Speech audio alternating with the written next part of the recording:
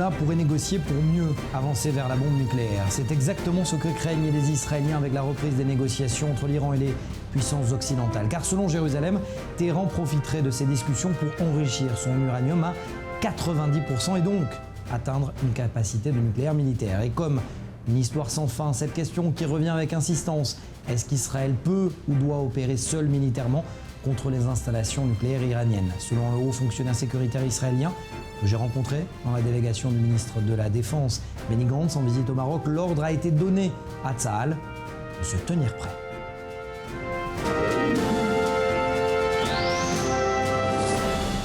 Et donc les négociations ont repris à Vienne concernant l'Iran. Les pays occidentaux négocient. Océane Nicole, bonsoir.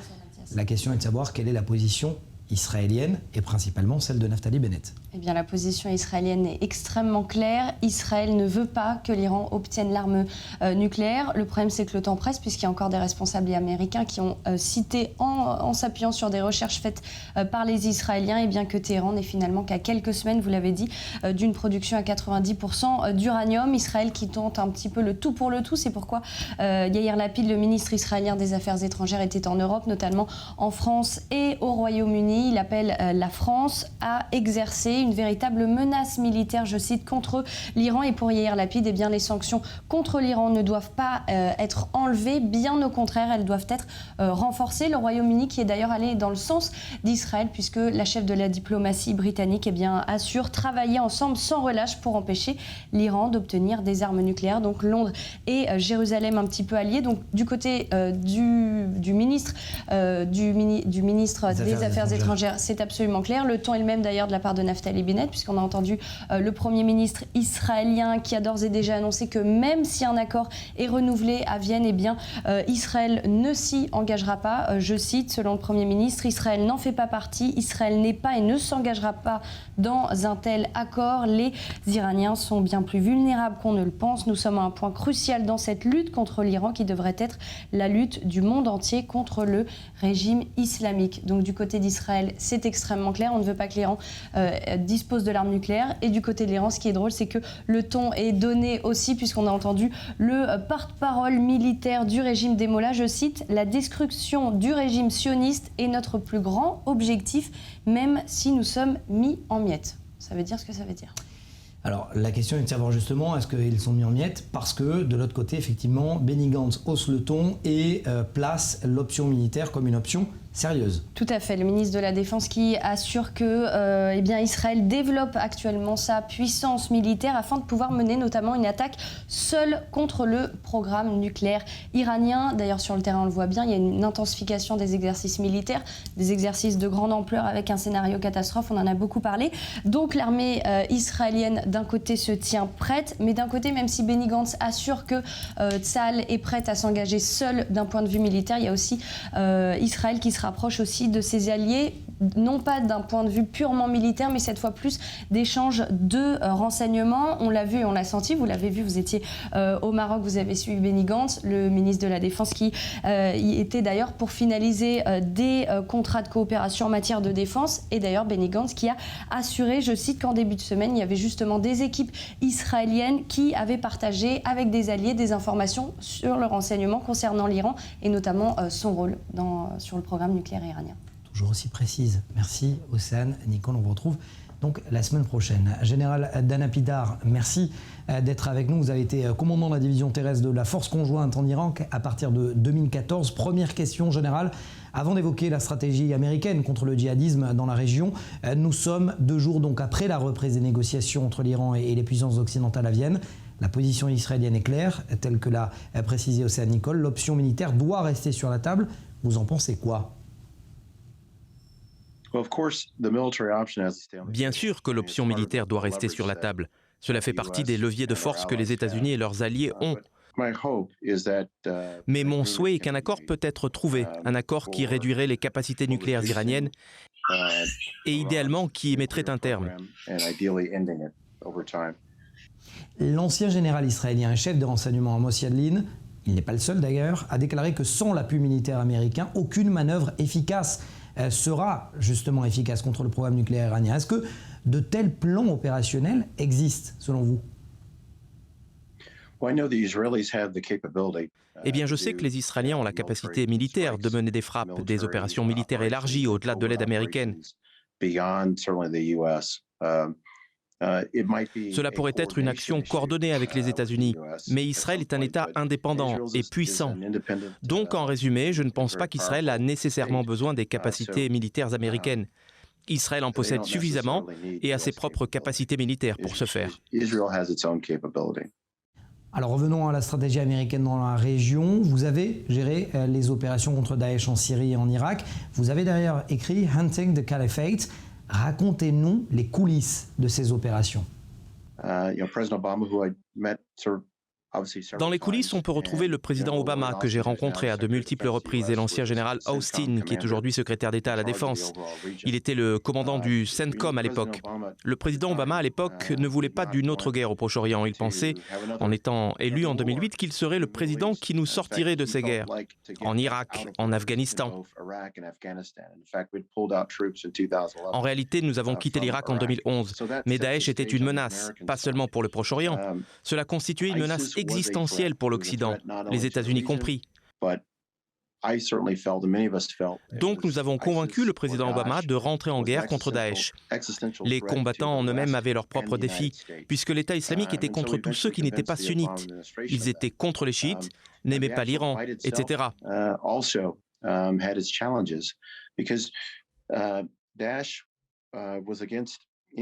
L'Iran, d'ailleurs, un ennemi commun avec nous. Ce qui était assez complexe, c'est que nous avions les mêmes objectifs avec les Iraniens.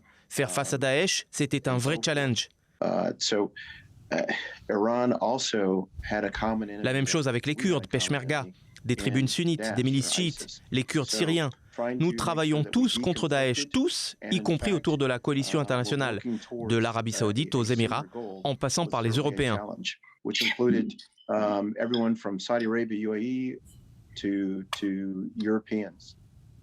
Attendez, Général Pidar, vous êtes en train de dire que les Américains ont opéré main dans la main avec les milices chiites pro-iraniennes ? Non, je n'ai pas dit ça. J'ai dit que nous devions tous être focus sur un ennemi commun qui était Daesh. Mais je peux vous dire que lors de frappes menées depuis les airs, nous avons reçu un soutien des forces irakiennes qui incluait des milices chiites. Les forces irakiennes n'auraient pas pu combattre dans certaines zones sans le soutien des milices chiites. Donc nous devions faire avec cette composante.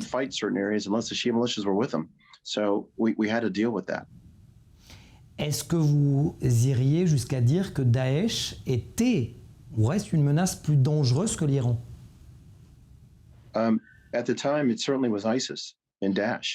À l'époque, c'était de manière catégorique l'État islamique. Parlons de faits. Daesh avait repris le tiers du territoire irakien. L'Irak était un État souverain qui avait besoin d'aide et ils ont dû recevoir de l'aide de nombreuses personnes, y compris des Iraniens. Mais parlons de l'Iran et de cette appellation, le grand Satan. Il faut regarder vers d'autres problèmes sous-jacents dans ce conflit au Proche-Orient. C'est un conflit sunnite-chiite, représenté d'un côté par l'Arabie Saoudite, d'un autre l'Iran. Et si nous, en tant qu'États-Unis et l'Occident en général, nous pouvons aider les deux camps à parvenir à une solution de paix entre nous, eh bien cela pourrait aider la région.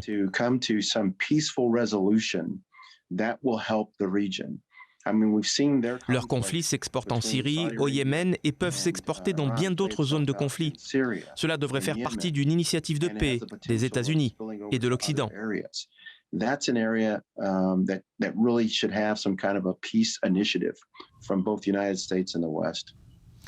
Alors, ça sera ma dernière question. Je reviens sur votre relation avec Lloyd Austin, dont vous avez parlé, le secrétaire d'État à la Défense américain, qui va rencontrer Benny Gantz dans les prochains jours sur l'Iran. Est-ce qu'Israël peut avoir confiance en sa capacité à traiter justement le dossier iranien ? Le général Austin, le secrétaire d'État à la Défense Austin, est très compétent.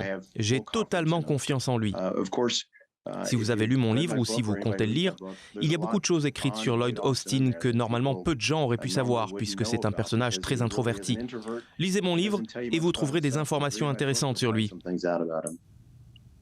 Effectivement, nous avons lu votre livre et nous le conseillons à nos téléspectateurs. Merci beaucoup, Général Dana Pittard, d'avoir été avec nous. Merci beaucoup. Merci à vous. Alors on continue bien évidemment notre émission défense avec, nous parlions de Benny Gantz qui va se déplacer dans quelques jours aux États-Unis. Benny Gantz, eh bien nous étions dans l'avion, j'ai été dans l'avion avec lui à direction du Maroc où il a rencontré bien évidemment l'établissement militaire marocain. Il a signé cet accord sécuritaire entre les deux pays, une première. Nous avons donc entendu la position israélienne. Mais nous voulions donner la parole à des Marocains. Et nous avons justement Nizar Dardadi, analyste en stratégie internationale, défense et sécurité et ancien supérieur de la gendarmerie royale. Merci de nous accorder cet entretien. Pourquoi le Maroc a un intérêt sécuritaire et militaire dans cette relation avec Israël? Oui, bonjour. Alors pour expliquer un peu le contexte dans lequel vit le Maroc fait face maintenant à plusieurs menaces.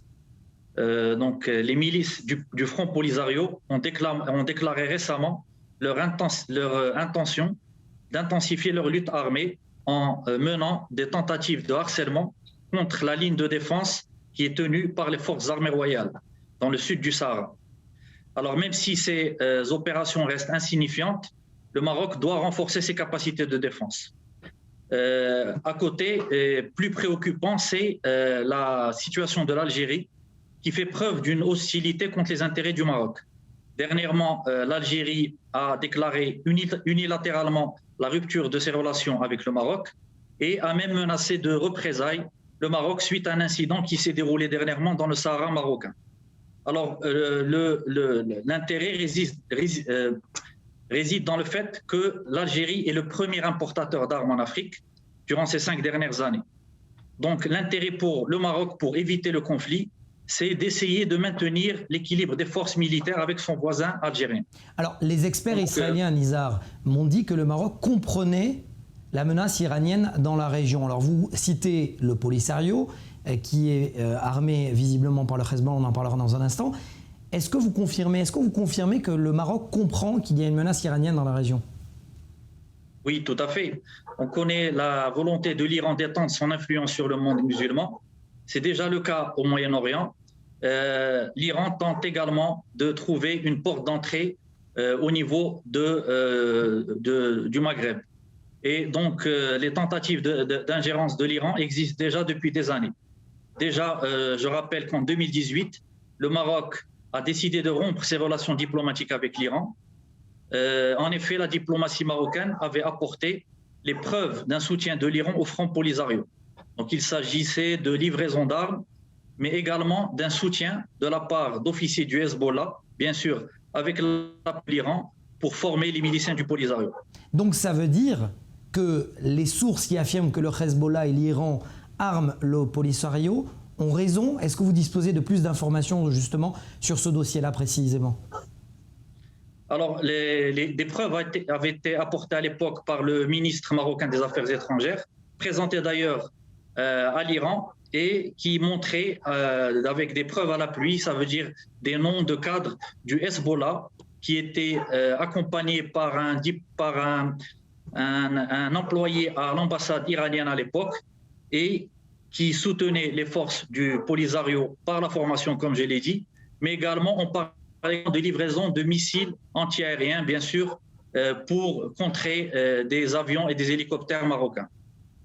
Nizar, j'aimerais comprendre en quoi, alors on a parlé des attentes sécuritaires du Maroc au niveau des renseignements, là vous l'avez bien précisé. Au niveau militaire, comment ça peut se passer? Est-ce que cela peut se traduire par une coopération militaire, des échanges par exemple d'entraînement ou alors même des entraînements conjoints? Alors, les domaines qui vont englober cette coopération ont été cités d'ailleurs par les deux ministres marocains et israéliens lors de la dernière visite de Benny Gantz au Maroc. Et globalement, l'accord porte sur les domaines suivants. D'abord, la réglementation en matière de transfert d'armes. On sait l'intérêt des forces armées royales pour du matériel israélien, notamment des drones. Le deuxième axe de coopération, c'est concernant l'échange d'informations.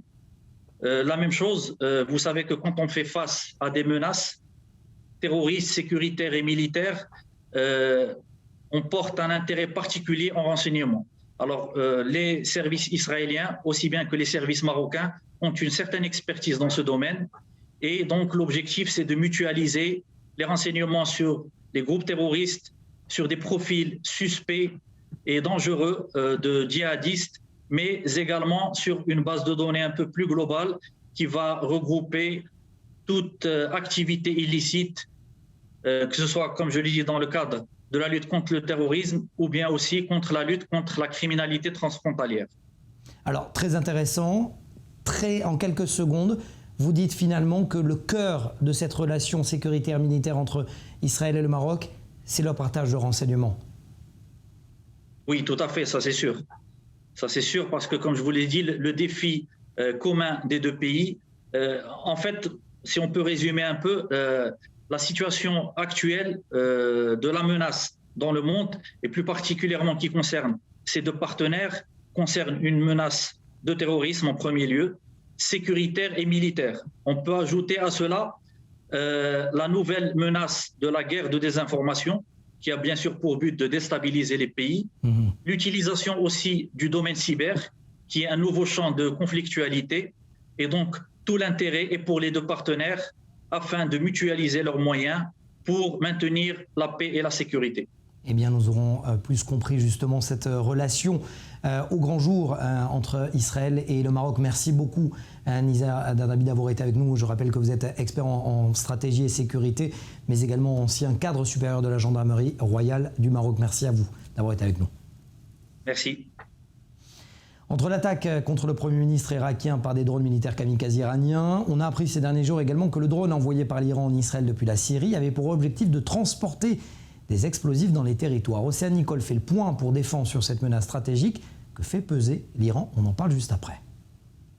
Les drones, des armes de plus en plus utilisées et de plus en plus prisées, et tous les pays semblent s'y intéresser dangereusement. Parmi eux, l'Iran. En quelques années, les drones sont devenus une arme à part entière pour Téhéran et ils sont de plus en plus perfectionnés avec des modèles dernier cri. Dernière acquisition en date, les aéronefs de type Gaza, pouvant atteindre une portée de 2000 km. Selon la République islamique, ces drones disposeraient même d'un rayon d'action de 3500 km. En juin dernier, voulant illustrer les progrès techniques de l'Iran en direct des télévisions locales, le commandant en chef des gardiens de la Révolution avait affirmé que le régime des mollahs disposait de drones de plus en plus développés. Nous avons des drones qui parcourent 7000 km, volent, n'ont pas de pilote et atterrissent au même endroit que celui d'où ils ont décollé ou n'importe où ailleurs. Et l'Iran met déjà ses drones en action. Exemple, en mai dernier, un engin était entré sur le territoire israélien avant d'être neutralisé de justesse par Tsahal. L'armée israélienne avait récupéré et examiné des fragments du drone détruit. Alors que nous sommes engagés dans ces hostilités, l'Iran a envoyé il y a quelques jours un drone armé en Israël depuis l'Irak ou la Syrie. Les forces iraniennes ont lancé un drone armé que nos troupes ont intercepté à la frontière entre la Jordanie et Israël. Et je pense que cela nous dit tout sur le véritable patron de la terreur au Moyen-Orient et dans le monde, l'Iran.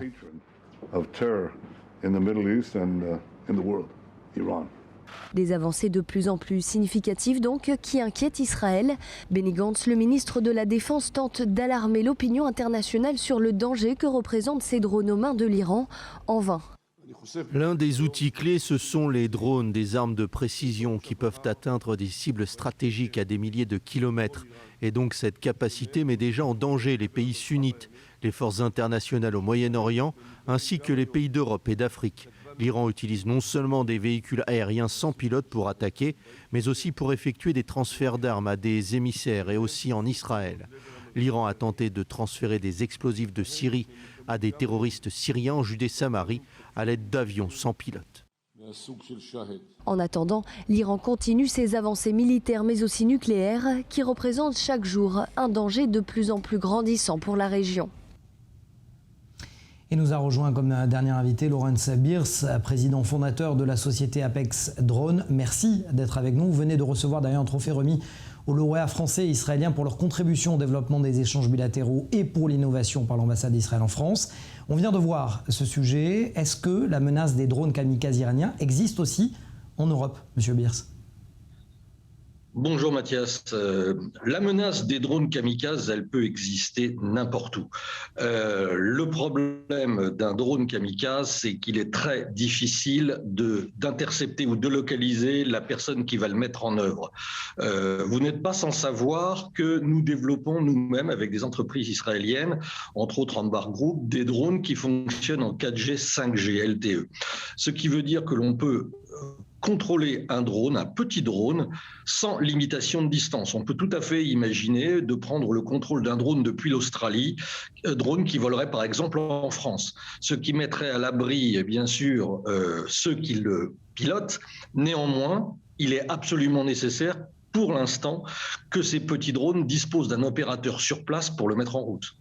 Donc ça veut dire en clair que du trafic de drones pourrait arriver dans certaines régions d'Europe, être dirigé finalement par des cellules depuis l'étranger. C'est ce que vous êtes en train de nous dire. Ah, sans aucun problème. Ça, techniquement, ça ne pose. C'est pas un projet, c'est quelque chose qui aujourd'hui fonctionne. Mais un drone n'est qu'un vecteur. N'importe qui peut le mettre en œuvre et n'importe quelle personne mal intentionnée peut l'utiliser malheureusement à des fins criminelles ou pour transporter des charges ou des matières illicites. Pardon. Alors, Monsieur Birz, racontez-nous comment est née cette relation franco-israélienne, la raison pour laquelle vous avez reçu votre trophée.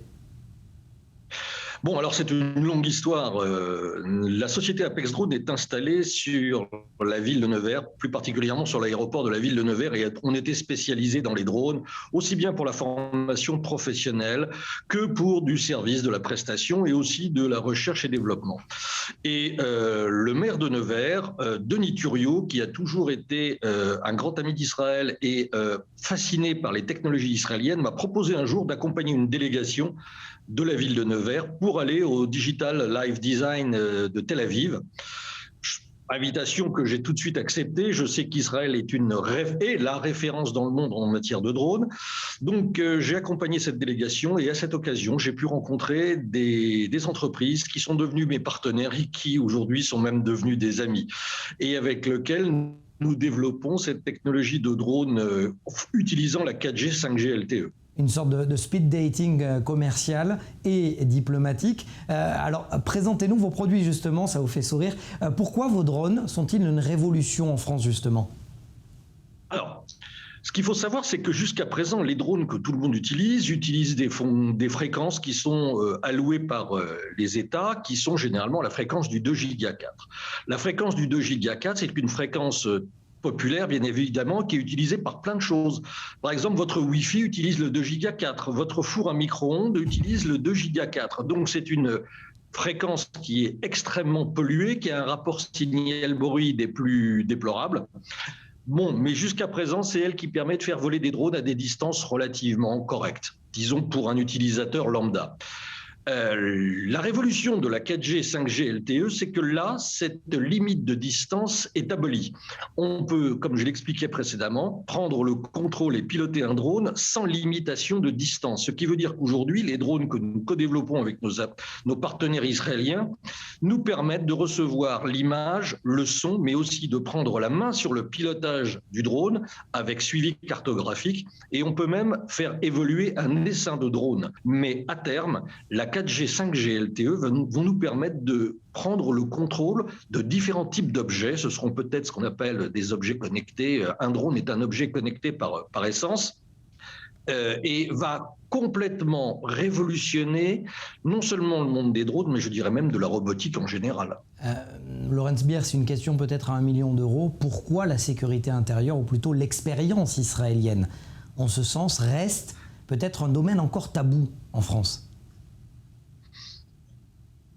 Ça, c'est une question un petit peu difficile à répondre. En fait, si vous voulez, tout le monde reconnaît dans le monde des professionnels que les Israéliens ont une expertise dans le domaine des drones qui est indéniable. Bien évidemment, cette expertise, aujourd'hui, elle est surtout orientée dans un domaine militaire. Ce qui intéresse aujourd'hui, je dirais, le consommateur français de drones, c'est avant tout une application civile. Et il est toujours un petit peu délicat pour un pays comme la France de faire des choix, je dirais, ouvertement orienté vers la technologie israélienne pour des raisons, je dirais, diplomatiques, pour ne pas froisser certaines susceptibilités, etc. On sait pertinemment, et je l'ai vu, je le constate chaque fois que je me rends en Israël et que je rencontre des entreprises qui fonctionnent dans le drone, que les avancées technologiques sont de très loin les plus avancées. J'ai vu des choses qui certainement seront sur le marché d'ici quelques années, mais si on veut vraiment avoir des informations à la source de ce développement, c'est Israël qui est la place privilégiée par excellence. Eh bien, merci d'avoir été avec nous justement, et vous précisez bien, vous avez bien fait de préciser effectivement, Monsieur Birks, que vous êtes président fondateur de l'Apex Drone, que les technologies, certes, servent le militaire, mais servent avant tout le domaine civil et peuvent bien évidemment aider le domaine civil. On en parlait d'ailleurs la semaine dernière avec notamment des unités militaires de défense passive et de secouristes qui aident en cas de catastrophes naturelles. Et je voudrais ajouter pour terminer qu'aujourd'hui, ça nous pose un problème, c'est que la technologie va plus vite que le législateur.